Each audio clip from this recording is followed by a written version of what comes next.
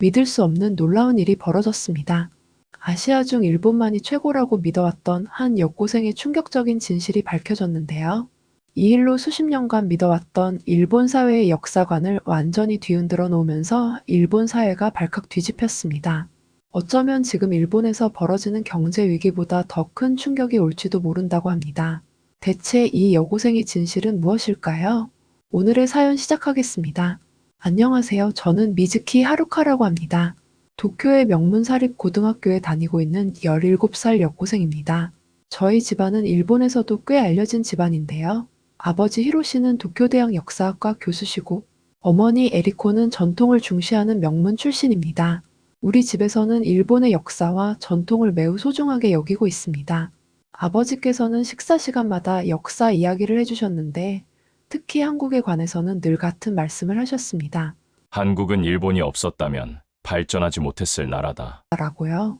저도 역사학자로서의 아버지의 말씀이니 믿어 의심치 않고 받아들였었습니다. 역사란 사실을 기반으로 해야 한다고 배웠으니까요. 오늘도 교실에서는 한류 이야기가 끊이지 않았습니다. 친구들 사이에서는 한국 노래, 한국 드라마 등에 대한 이야기가 이어졌는데 솔직히 말해서 귀에 거슬리는 소리처럼 들리더군요. 친구 카즈키가 핸드폰을 내밀며 한국 드라마 한 편을 보여줬을 때 저는 차갑게 나는 별로 관심 없어 라고 대답했습니다. 카즈키의 얼굴은 굳었지만 신경 쓰지 않았습니다. 일본 문화가 훨씬 깊고 풍요롭다고 생각했고 왜 모두가 한국이라는 작은 나라의 문화에 열광하는지 도저히 이해할 수 없었습니다. 전철에 몸을 실은 채 도쿄의 고층 빌딩들을 바라보며 이런 발전된 도시와 문화를 가진 우리가 왜 굳이 한국에 관심을 가져야 하는지 의아해했어요. 우리는 아시아의 선두주자이고 일본은 세계 3위의 경제 대국입니다. 한국은 그저 우리를 따라오느라 분주한 나라일 뿐이죠. 저는 아버지처럼 논리적이고 이성적인 사람이 되고 싶었습니다. 감정보다는 논리로 세상을 바라보는 것이 중요하다고 생각했으니까요. 그래서 다음 주 역사 발표를 위해 메이지 유신에 대해 열심히 준비했습니다. 일본이 어떻게 근대를 이룰 수 있었는지, 아버지의 서재에서 읽은 책들을 참고해 발표 자료를 만들었기에 자신감이 넘쳤습니다. 일본의 위대한 역사를 이야기할 생각에 가슴이 벅찼습니다. 수업이 끝난 후 집으로 돌아가는 전철 안에서 어느 순간 어머니의 모습이 문득 떠올랐어요. 어머니는 늘 조용하시고 아버지의 주장에 한 번도 반박하지 않으셨죠. 그런데 가끔씩은 뭔가 이상한 모습을 보이실 때가 있었습니다. 바로 지난 주말 아버지께서 출장으로 집을 비우신 날이었어요. 새벽에 물 한 잔 마시러 부엌에 내려갔다가 거실에서 불빛이 새어나오는 걸 발견했습니다. 어머니께서 혼자 TV를 보시고 계셨는데 그 화면에는 한국어 자막이 흐르고 있었습니다. 한국 드라마 채널이었어요. 저를 보시자 어머니께서는 깜짝 놀라며 채널을 바꾸셨어요. 우연히 채널을 돌리다 보게 됐다고 하셨지만 그때 어머니의 눈빛에는 슬픔과 그리움이 섞인 듯한 느낌이기에 더 묻지 않으려 했습니다. 하지만 한편으론 왜 어머니께서 아버지가 없는 날에 몰래 한국 드라마를 보셨을까 하는 의문이 남았어요. 그날 현관에서 아버지의 목소리가 들렸습니다. 아버지께서는 저에게 하루카야, 학교 생활은 어땠니? 라고 물으시며 제가 준비 중인 메이지 유신 발표에 대해 듣고자 하셨어요. 아버지께서 만족스러운 표정을 지으실 때쯤 어머니께서 주방에서 나오셨어요. 언제나처럼 단정한 모습이셨지만 어머니의 눈빛엔 무언가 말하지 못한 이야기가 숨겨져 있는 듯 보였습니다. 저녁 식사 시간 아버지께서는 오늘 있었던 학과 회의 이야기를 시작하셨고 갑자기 저희 학교에서도 국제 교류 프로그램에 참여한다는 이야기를 꺼내셨어요. 아마 내일 공지가 있을 거라고 미리 들었다고 하셨습니다. 제게는 한국과의 교류 프로그램이라고 하셨습니다. 다음 달 수학여행으로 서울에 가게 된다는 말에 저는 젓가락을 든 손이 멈춰버렸습니다. 한국이라니 이게 무슨 말이야? 라고 속으로 생각했습니다. 아버지의 표정을 살폈지만 그 표정은 아주 진지해 보였어요. 왜 하필 한국인지 물어보자 아버지께서는 요즘 한류 때문인 것 같구나. 다른 나라를 경험해보는 것도 좋은 공부가 될 거란다. 라고 덧붙이셨습니다. 평소에는 한국에 대해 비판적이셨던 아버지가 이런 말씀을 하시니 어머니는 고개를 숙이며 밥을 드셨는데 그때 어머니의 손이 살짝 떨리는 것이 보였습니다. 처음 보는 모습이었어요. 어머니께서 왜 그런 반응을 보이신 건지 저는 점점 불안해지기 시작했습니다. 집에 돌아오자마자 아버지의 서재에서 한국 관련 책들을 더 찾아봤습니다. 대부분의 책들이 일본의 식민 지배를 긍정적으로 서술한 내용이었지만 구석에 먼지가 쌓인 한 권의 책이 눈에 띄었어요. 제목은 한일 관계사의 진실이었는데 그 순간 복도에서 아버지의 발자국 소리가 들렸습니다. 급하게 책을 제자리에 꽂고 서둘러 서재를 빠져나왔습니다. 수학여행이 일주일 앞으로 다가온 어느 날 학교에서 돌아오니 어머니께서 거실에서 기다리고 계셨어요. 평소와 달리 긴장한 표정이 역력했습니다. 어머니께서는 저를 불러 하루카야, 이쪽으로 와. 하시더군요. 어머니께서는 한국에 가면 꼭 한 곳을 방문해 달라며 작은 종이 쪽지를 건네셨습니다. 그 쪽지엔 주소가 적혀 있었는데 일정표에 나온 북촌 한옥마을 근처인 것 같았어요. 이게 무슨 주소예요? 라고 물었더니 어머니께서는 여기서 네 뿌리를 알게 될 거야. 라고 말씀하셨어요. 뿌리라니 무슨 의미인지 더 물어보려 했지만 현관문이 열리는 소리가 들려 아버지께서 집에 들어오셨습니다. 어머니께서는 제게 비밀로 해달라는 제스처를 하시며 주방으로 사라지셨어요. 그날 밤 저는 어머니께서 주신 주소가 적힌 쪽지를 들여다보며 여러 가지 생각에 잠겼습니다. 어머니께서 말씀하신 뿌리가 무슨 의미일까요? 왜 어머니는 이렇게 비밀스럽게 행동하시는 걸까요? 머릿속은 복잡하기만 했습니다. 다음날 수학여행 준비를 하면서도 계속 어머니의 말씀이 머릿속에 맴돌았습니다. 옷장에서 여행용 가방을 꺼내던 중 위에 쌓여있던 상자 하나가 눈에 띄어 호기심에 열어봤어요. 그 안에는 오래된 사진들과 편지들이 들어있었는데 대부분은 일본어로 쓰여 있었지만 몇 장의 봉투에는 한글로 된 주소가 적혀 있었어요. 그중 한 장의 사진은 특히 제 시선을 끌었습니다. 젊은 시절의 어머니로 보이는 분이 한복을 입고 계신 모습이었거든요. 옆에는 낯선 여성과 남성이 함께 있었고 사진 뒷면에는 한글로 무언가 적혀 있었습니다. 이상한 느낌이었지만 저는 급히 사진들을 상자에 넣고 원래 자리로 돌려놓았습니다. 드디어 수학여행 당일 인천국제공항에 도착했습니다. 비행기에서 내리자마자 느껴지는 공기가 일본과는 또 다른 느낌이었어요. 비록 지리적으로 가깝지만 한국은 뭔가 묘하게 다른 분위기를 풍기더군요. 놀랍게도 빠른 입국 수속을 마치고 수화물을 찾고 나서 자세히 보니 인천공항은 제 생각과는 달리 너무 깨끗하고 세련된 디자인의 첨단 시설을 갖춘 공항이었어요. 아버지가 말씀하셨던 후진국과는 거리가 먼 듯했기에 저는 너무 혼란스러웠습니다. 우리는 한국인 가이드 선생님을 따라 버스에 탑승했습니다. 창밖으로 보이는 풍경은 모두 낯설었어요. 세련된 건물들, 깨끗하게 정비된 도로 등 제가 상상했던 것과는 너무 달랐습니다. 친구들은 들떠서 즐거워하는 반면 저는 묵묵히 창밖만 바라보며 당황스러움을 감추었습니다. 버스가 서울 시내로 들어서자 현대적인 고층 건물들이 눈에 들어왔습니다. 일본과 비교해도 전혀 뒤처지지 않았고 오히려 몇몇 건물이나 도로는 더 새롭고 깔끔해 보였어요. 첫 방문지는 광화문 광장이었습니다. 가이드 선생님께서는 이곳이 조선시대 전궁인 경복궁의 정문 앞에 있는 광장이라고 설명해 주셨습니다. 넓은 광장 한가운데 서서 주변을 둘러보니 현대적인 빌딩 사이로 고궁의 모습이 함께 어우러져 과거와 현재가 공존하는 신비로운 풍경이 펼쳐졌습니다. 그곳에서 세종대왕 동상을 보게 되었는데 가이드 선생님은 세종대왕이 한글을 창제한 위대한 임금임을 강조하셨어요. 한글이 얼마나 과학적이고 체계적인 문자인지를 들으면서 저는 한편으로는 혼란스러움과 동시에 놀라움을 금치 못했습니다. 그리고 선생님께서는 한글만이 전 세계에서 유일하게 만든 일을 정확하게 알 수 있는 언어라고 설명해 주셨습니다. 일본어가 더 우수하다고 배웠던 저에게 한글이 이토록 위대하다는 사실이 저를 더욱 혼란스럽게 했습니다. 점심 식사 후 우리는 편의점에 들렀습니다. 간식을 사기 위해서였는데 결제 시스템을 보고 또 한 번 놀라지 않을 수 없었습니다. 다양한 모바일 결제 방식과 교통카드로 물건을 살 수 있다는 사실은 일본의 편의점보다 훨씬 발전된 느낌을 주었어요. 저는 곧바로 겉모습만 현대적일 뿐 실상은 다를 거야 라고 스스로를 다독였습니다. 오후에는 인사동을 방문했습니다. 전통과 현대가 어우러진 거리를 걸으며 한복을 입은 사람들과 전통 공예품 가게, 그리고 그 사이를 잇는 현대적인 카페와 갤러리가 눈에 띄었어요. 길을 걷다가 문득 어머니께서 한복을 입으신 사진이 떠올랐습니다.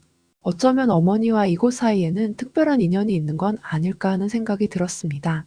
숙소로 돌아오는 길, 서울의 야경이 한강을 따라 펼쳐진 모습은 도쿄의 야경과는 또 다른 매력이 있었습니다. 버스 창밖으로 보이는 빛나는 다리들과 고층 빌딩들의 불빛을 바라보며 저는 여기가 내가 알고 있던 한국이 맞는 걸까라는 의문에 잠겼습니다. 호텔방에 들어와 침대에 누우며 오늘 본 모든 것들이 머릿속을 맴돌았어요. 아버지께서 말씀하신 후진국의 모습은 전혀 찾아볼 수 없었습니다. 오히려 많은 면에서 일본과 비슷하거나 더 발전된 모습을 보았으니까요. 왜 아버지께서는 한국을 그렇게 묘사하셨던 걸까요? 어머니께서 주신 주소 쪽지를 다시 한번 바라보며 내일 북촌 한옥마을에서 어떤 비밀이 풀릴지 가슴이 두근거렸습니다. 둘째 날 저는 다시 광화문 광장을 방문했습니다. 오늘은 어제보다 더 자세히 한국의 역사에 대해 배울 예정이었어요. 가이드 선생님께서는 조선의 역사를 처음부터 차근차근 설명해 주셨습니다. 조선이 500년 넘게 지속된 왕조였고 유교를 중시하며 세종대왕 같은 위대한 임금이 있었다는 점은 일본에서도 비슷하게 배웠던 내용과 맞아떨어졌습니다. 하지만 이야기가 19세기 말로 넘어가면서 분위기가 달라졌습니다. 가이드 선생님께서 1895년에 일어난 을미사변에 대해 설명하시기 시작했어요. 일본이 조선의 명성황후를 시해한 사건이라 하셨는데 그 목소리에는 슬픔이 묻어 있었습니다. 저는 믿을 수 없을 만큼 당황스러웠어요. 학교에서는 일본이 조선을 근대화시키기 위해 도움을 주었다고 배웠는데 선생님의 말씀은 너무 달랐거든요. 명성황후는 일본의 조선 지배에 반대하던 인물이었고 일본은 조선을 식민지로 만들기 위해 그녀를 제거했다는 설명에 저와 몇몇 친구들은 눈을 동그랗게 뜨고 있었습니다. 강제징용과 위안부 문제까지 언급되자 그 충격은 이루 말할 수 없었어요. 점심 식사 시간 한참 놀란 친구들 사이에서 한 한국인 여학생 하린 씨가 다가와 제게 말을 걸었습니다. 제 이름은 하린이에요. 처음 듣는 이야기일 테니 당황스러웠을 거예요. 라며 위로해 주셨습니다. 그녀는 괜찮아요.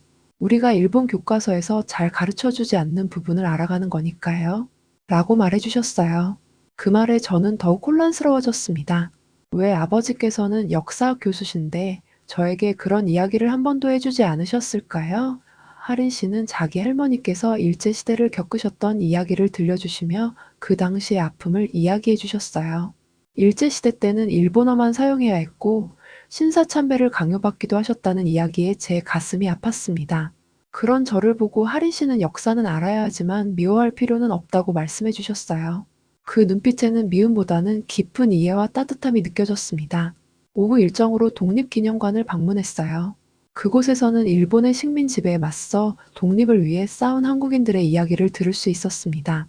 특히 유관순처럼 젊은 나이에 독립운동에 뛰어들어 일본 경찰에 체포되어 고문을 당하고 희생된 이들의 이야기는 제 가슴에 깊은 울림을 주었습니다. 나라면 그런 용기를 낼 수 있었을까 하는 생각이 들었습니다. 전시관을 나오면서 저는 다리가 후들거릴 정도로 마음이 무거웠어요. 버스에 올라타는 길에 하린 씨가 제 옆에 앉아 내일 북촌 한옥마을 일정이 있으니까 거기서 좋은 곳 몇 군데 추천해 줄게요. 라고 말해 주셨습니다. 그 말에 갑자기 어머니께서 주신 주소가 떠올랐습니다. 어머니의 비밀과 오늘 알게 된 역사적 사실들이 어떻게 이어질지 제 마음은 설렘과 두려움이 동시에 밀려왔습니다. 셋째 날 드디어 북촌 한옥마을을 방문하는 날이 되었습니다. 아침부터 가슴이 두근거렸어요. 어머니께서 주신 주소를 찾아갈 생각에 긴장감이 감돌았습니다. 버스에서 내려 북촌 한옥마을에 들어서자 전통 가옥들이 언덕을 따라 아름답게 늘어서 있었고 좁은 골목길과 돌담 그리고 나무로 만들어진 집들이 낯설면서도 묘하게 친숙하게 느껴졌습니다. 선생님께서는 학생들에게 2시간의 자유시간을 주셨고 친구들은 신나게 사진을 찍느라 분주했지만 저는 주머니에서 어머니께서 주신 쪽지를 꺼내 바라보며 천천히 걸었습니다. 좁은 골목길을 따라 계속 걸어가던 중 마침내 그 주소의 한옥 앞에 도착했습니다. 그 집은 다른 집들보다 약간 낡아 보였지만 정갈하게 관리되고 있었습니다. 대문 앞에서 한참 망설이다가 숨을 깊이 들이마신 후 초인종을 눌렀습니다. 잠시 후 80대 정도 되어 보이는 할머니께서 대문을 열고 나오셨어요. 할머니께서는 저를 보시자 눈이 커지시더니 갑자기 눈물을 흘리며 제 이름 하루카라고 부르셨어요. 어떻게 제 이름을 아시나요? 라고 말하며 저는 어머니께서 저를 보내셨다고 설명드렸습니다. 할머니께서는 떨리는 손으로 저를 따뜻하게 정갈한 한옥 내부로 안내해 주셨어요. 방 한쪽에 작은 제사상이 차려져 있었고 할머니의 눈빛에는 오랜 그리움과 반가움이 서려 있었습니다. 할머니께서는 차를 내오시며 천천히 이야기를 시작하셨어요. 할머니께서 저의 어머니 에리코는 사실 한국 이름으로 김은이었다고 하셨어요. 어머니는 제일교포 가정에서 태어나셨고 할머니의 딸이었다고 하셨습니다. 할머니는 일제시대 말기에 강제징용으로 일본에 끌려가신 할아버지와 함께 일본에서 살게 되셨다고 했습니다. 해방 후에도 할아버지와 할머니는 일본에 남게 되셨고 어머니는 그곳에서 태어나셨다고 하셨어요. 어머니는 제일교포로 일본에서 많은 차별을 겪었다고 했습니다. 결국 일본 사회에 동화되기 위해 한국인이라는 정체성을 숨기기로 결심하셨고 그러다 일본인 아버지를 만나 결혼하신 거라고 말씀해 주셨습니다. 할머니께서 서랍에서 오래된 사진첩을 꺼내 보여주시더니 한복을 입은 어머니의 젊은 시절 사진과 함께 가끔씩 어머니께서 한국을 방문했을 때 찍은 사진들을 보여주셨습니다. 할머니의 이야기를 들으며 저는 지금까지 어머니의 이상한 행동들, 아버지의 한국에 대한 태도, 그리고 제 안에 뭔가 숨겨진 비밀 같은 느낌이 모두 한순간에 이해되는 듯 했습니다. 제 정체성의 반쪽이 바로 한국인의 피라는 사실이 믿기 어려울 정도였어요. 할머니께서는 제 손을 꼭 잡으시며 눈물을 흘리시다가 네 어머니가 얼마나 자신의 뿌리를 그리워했는지 모른단다. 라고 말씀해 주셨어요. 할머니는 어머니께서 일본 사회에서 살아남기 위해 어쩔 수 없이 그런 선택을 하셨음을 원망하지 않고 이해하고 계셨습니다. 오랜 시간 할머니와 이야기를 나누던 중 저와 외할아버지, 외할머니 그리고 어머니의 어린 시절 이야기가 펼쳐졌습니다. 그동안 알지 못했던 가족의 역사가 드러나는 순간이었어요. 어느새 시계가 훌쩍 지나가자 할머니께서는 아쉬운 듯 작은 상자를 건네주셨습니다. 그 상자 안에는 어머니의 한국 이름이 새겨진 옥목걸이와 오래된 가족 사진들이 들어 있었어요. 할머니께서는 이것들로 내 뿌리를 잊지 않기를 바란단다. 라고 말씀하셨습니다. 저는 상자를 꼭 끌어안고 밖으로 나왔습니다. 그날 밤 저는 호텔방에서 상자를 들여다보며 생각에 잠겼습니다. 어머니의 한국 이름 김은희가 새겨진 옥목걸이를 목에 걸자 묘한 안정감이 밀려왔습니다. 마치 오랫동안 잃어버렸던 무언가를 되찾은 듯한 느낌이었어요. 넷째 날 서울의 아침이 밝았습니다. 어제 외할머니를 만나고 어머니의 편지를 읽은 후 달라진 시선으로 한국을 바라보게 되었어요. 아침 식사 후 저는 선생님께 양해를 구하고 혼자 거리를 걸으며 마음을 정리하기 시작했습니다. 첫 목적지는 창덕궁이었습니다. 역사적인 장소를 둘러보며 제 생각을 정리하고 싶었거든요. 서울의 거리를 걷는 동안 저는 이곳이 단순한 외국이 아니라 제 뿌리한 부분 어머니의 고향임을 새삼 느꼈습니다. 길을 걷다가 횡단보도에서 실수로 가방을 떨어뜨렸는데 한 대학생으로 보이는 남자분이 다가와 물건들을 주워주셨어요. 고맙습니다 라고 말하려는데 그분이 먼저 일본어로 말을 걸더군요. 그의 이름은 도윤이라고 하셨는데 한국 외대에서 일본어를 전공하고 있다고 하셨어요. 우연한 만남이었지만 도윤 씨의 따뜻한 미소와 친절한 말 한마디에 제 마음이 서서히 열리기 시작했습니다. 도윤 씨께서는 창덕궁까지 같이 가시죠. 라고 제안하셨고 저는 망설임 없이 따랐습니다. 그날 점심을 함께하며 지난번 외할머니를 만났던 제 마음속 깊은 이야기들을 털어놓았습니다. 도윤 씨는 판단하지 않고 경청해 주시면서 정체성은 남이 정해주는 것이 아니라 스스로 선택하는 것이라며 둘 다의 소중한 부분을 인정해야 한다고 조언해 주셨어요. 그의 한마디 한마디는 제 마음속에 깊이 새겨졌습니다. 저녁이 되어 호텔로 돌아가는 길, 도윤 씨께서 자신과 화해하라는 의미로 한국어로 쓰인 작은 부적을 선물합니다. 라고 말씀하시며 작은 선물을 건네주셨어요. 하루 만난 사이지만 그 선물은 제 마음에 큰 울림을 남겼습니다. 버스 안에서 창밖을 바라보며 저는 이제 제 편견의 벽이 조금씩 허물어지고 있음을 느꼈습니다. 한국에 대한 오해, 일본의 역사 교육에 대한 의문, 그리고 제 정체성에 관한 모든 것이 새로운 시각으로 다가왔어요.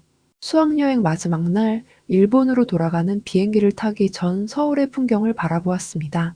불과 5일 전만 해도 별로 관심 없던 이 도시가 이제는 제 마음 한켠을 차지하게 되었습니다. 귀국길에 집으로 돌아가니 현관문을 열자마자 어머니께서 반갑게 맞아주셨습니다. 평소와 같은 모습이었지만 저는 이제 어머니의 또 다른 모습을 알게 되었으니 마음 한켠이 따뜻해졌습니다. 저녁 식탁에서 아버지께서는 한국 여행은 어땠니? 라고 물으셨습니다. 그 순간 어머니와 눈이 마주쳤더니 어머니께서 먼저 조용히 입을 열며 지금까지 감춰왔던 진실에 대해 사과하시고 눈물을 흘리셨어요. 어머니께서는 제일 교포로 겪으신 차별과 정체성을 숨기며 살아야 했던 고통, 그리고 저에게는 그런 아픔을 물려주고 싶지 않으셨던 마음을 털어놓으셨어요. 아버지께서도 조용히 어머니의 손을 꼭 잡으시며 이제는 모든 것을 인정할 때가 되었다라고 말씀하셨습니다. 사실 아버지께서는 결혼 당시부터 어머니의 정체를 알고 계셨지만 일본 사회에서 살아가기 위해 그 사실을 감추기로 하신 것이었어요. 그동안 한국에 대한 부정적인 이야기만 하며 제가 의심하지 않도록 해주신 것이었죠. 아버지께서는 깊은 한숨을 내쉬며 역사학자로서 편향된 시각만을 강조했던 자신을 반성하셨습니다. 그날 밤 우리 가족은 처음으로 진솔한 대화를 나누었습니다. 어머니께서는 이제부터 자신의 한국 이름인 김은희로 불려도 좋겠다고 하시고 아버지께서는 어색하게 그 이름을 불러보셨습니다. 그 순간 어머니 얼굴에는 오랜만에 진심 어린 행복한 미소가 번졌습니다. 다음날 아버지께서는 가족이 함께 한국어를 배우자는 놀라운 제안을 하셨습니다. 처음에는 농담인 줄 알았지만 아버지께서는 진지하게 우리 모두 어머니의 정체성을 이해하는 첫걸음이라고 말씀하셨습니다. 어머니의 눈에는 다시 기쁨의 눈물이 맺혔어요. 그 주말 우리는 함께 한국 음식점을 찾아가 어머니께서 자신 있게 한국어로 주문하시는 모습을 보았습니다. 아버지께서도 서툴게 한국어 인사말을 시도하셨고 저는 외할머니께 배운 간단한 한국어 문장을 읊조리며 대화를 나누었어요. 그날 학교로 돌아간 후 한국에 대한 제 시선은 완전히 달라졌습니다. 친구들이 한류에 대해 이야기할 때 이제는 비웃지 않고 오히려 더 많은 이야기를 듣고 싶어졌어요. 한국의 역사, 문화, 음식 등 이제는 제 정체성의 소중한 일부가 되었으니까요. 오늘의 사연은 여기까지입니다. 끝까지 시청해주셔서 감사합니다. 오늘도 행복한 하루 되시길 바라며 1초 만에 클릭할 수 있는 좋아요와 구독은 저에게 너무 큰 힘이 됩니다. 감사합니다.